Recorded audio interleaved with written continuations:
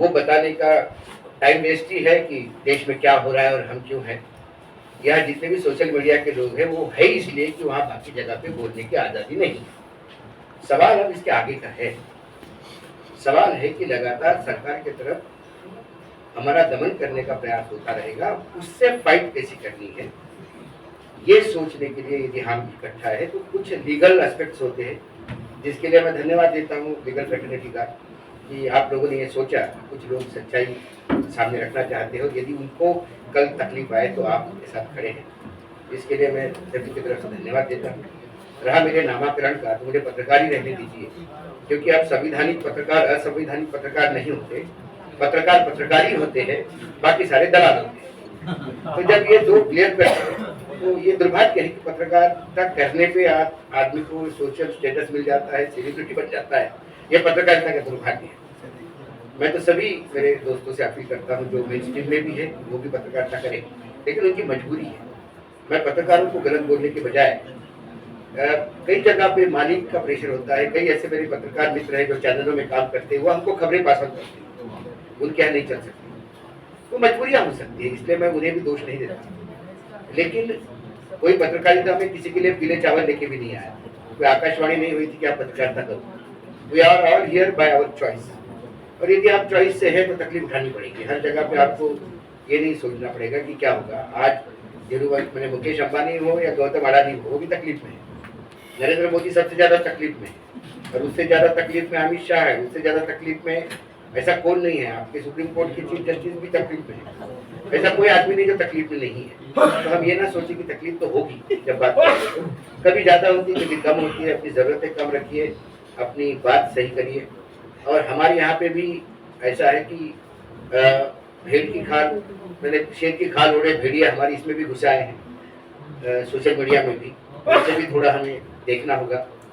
YouTube की guideline बार बार कहती है कि आप सेंसेशनल थंबनेल मत दीजिए, जो अंदर है वही दे दीजिए।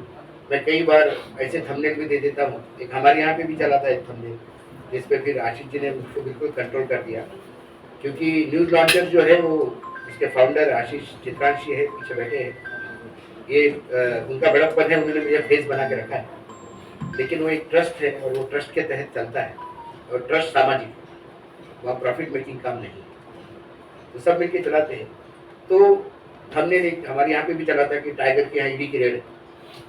अब सब लोग जानते हैं कि मुझे यूट्यूब पे काफी लोग टाइगर के नाम से जानते हैं, तो लोग परेशान हो गए। लोगों ने धड़ाधड़ वो एपिसोड देखना शुरू कर दिया कि अशोक वानखेड़े के ईडी की रेड कब हुई। पता पड़ा कि कोई तो भी बिल्डर था, उसका भी टाइगर नाम था, बिहार में उसके यहाँ रेड होगी। तो फिर उसके बाद हमारे यहाँ आशीष जी ने हर थंबनेल अब आशीष जी के थ्रू जाता है। प्रयास करना चाहिए कि लोगों का यदि विश्वास है तो उसको तोड़िए मत। इस देश की जनता के पास और कोई चारा नहीं।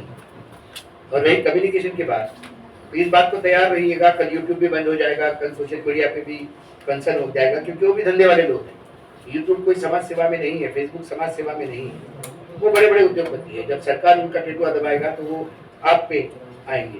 तो हमें और कोई विधा देखनी होगी, हमें कोई और रास्ता देखना होगा।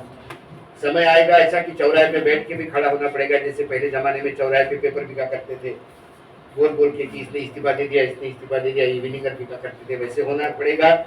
या बस स्टेशन पे जाके भरी हुई बसों में भी अपनी कम्युनिकेशन करनी पड़ेगी। यदि आपको पत्रकारिता करनी है तो नई नई विधाओं को आपको भी देखना होगा। अपने साथ लीगल फैटर्निटी है, मैं धन्यवाद देता हूँ। आप मलिक साहब, आप लोगों ने इतना सोचा, आप हमारे पीछे खड़े रह जाते हैं। लेकिन एक बात देखिए, यदि आप सच्चाई से पत्रकारिता करें, और पत्रकारिता ही करें, सच्चाई से क्या है, पत्रकारिता सच्चाई से ही होती है। यदि आप पत्रकारिता करें तो लोग आपके साथ खड़े हैं।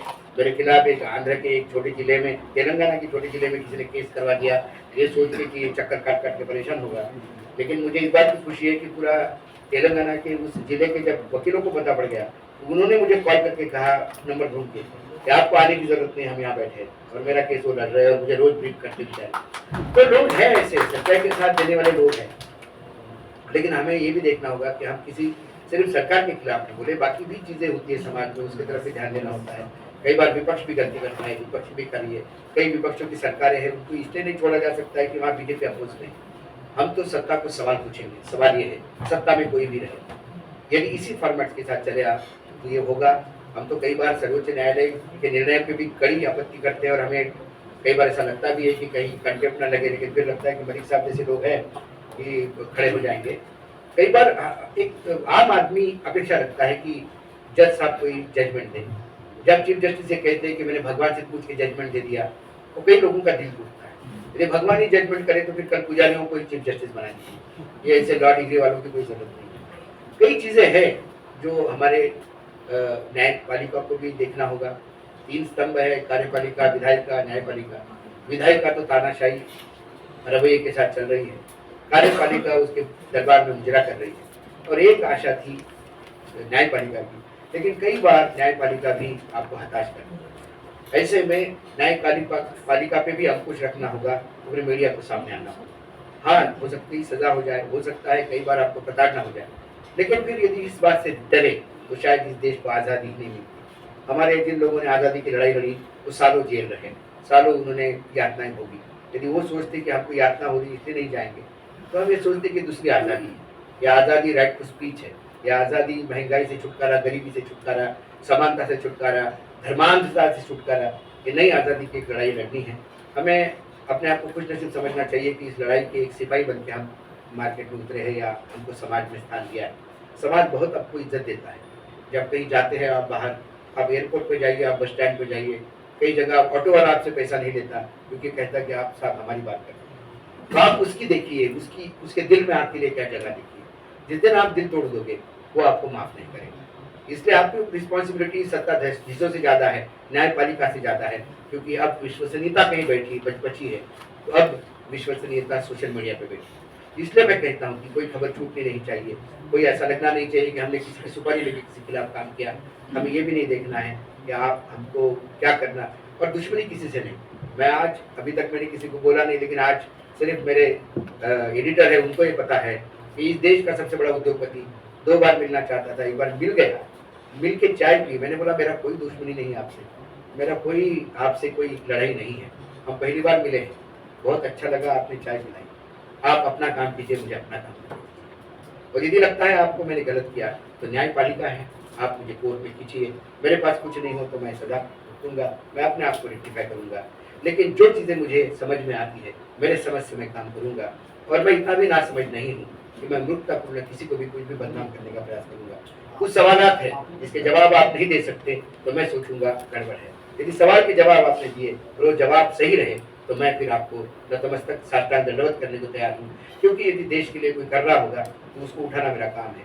लेकिन देश में यदि कोई, मुझे लगता है कि मेरा देश है, किसी के बाप का नहीं, यदि इस देश को कोई थोड़ा भी तकलीफ पहुंचा रहा होगा, जिसके वजह से देश का नुकसान हो रहा होगा, टैक्स पेयर्स का नुकसान हो रहा होगा, तो आवाज़ उठानी होगी। इसलिए मैं कहता हूँ कि जो अभी तक क्यों हो रहा है, क्या हो रहा है, बाकी गोदी मीडिया इसमें बहुत बातें, हम क्या कर रहे हैं, हमको करते रहना चाहिए, दिल मत छोटा कीजिए। कुछ कई बार हमारे यहाँ डिस्कशन में ये होता है कि व्यूज कब आएंगे इस इशू पे, लेकिन मुझे गर्व है कि चित्रांग जैसे एडिटर के साथ मैं काम करता हूँ, वो कहता है कि भाई ये इशू उठाना होगा, ये पब्लिक इंटरेस्ट का इशू है, लोग देखे ना देखे, भले ही उसमें 10,000 लोग देखें, लेकिन लोग 10,000 भी देखेंगे नहीं देखेंगे।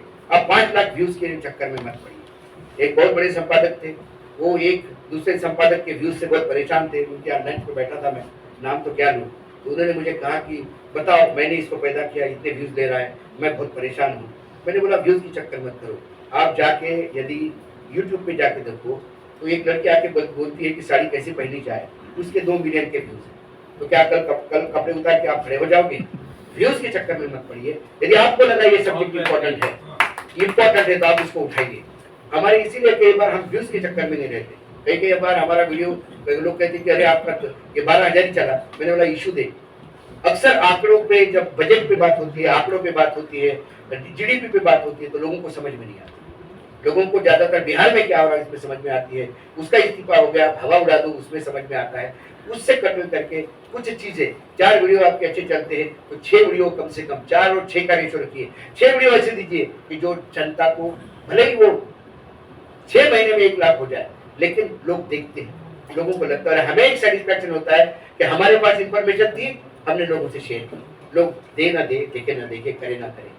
श्री कृष्ण ने गीता सुनाई थी, उनको क्या मालूम था कि सारी दुनिया उसको सुने ना सुने। उन्होंने तो अर्जुन को सुना के नकल कर दिया। अर्जुन भी माने न माने उनके ऊपर था, उन्होंने मानी, आगे महाभारत हुआ। आज उस गीता को हम सब पूजनीय मानते हैं, क्योंकि हम सब उसको मानते हैं।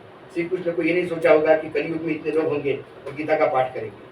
उन्होंने अपना काम किया, आप उसी तरह से काम करते रहेंगे तो मुझे लगता है किसी चीज की कमी नहीं होगी। आज सौभाग्य है कि ये लोग हमारे साथ खड़े हैं, और यदि ये लोग नहीं भी खड़े होते तो जेल ही होती, इससे ज्यादा कुछ नहीं।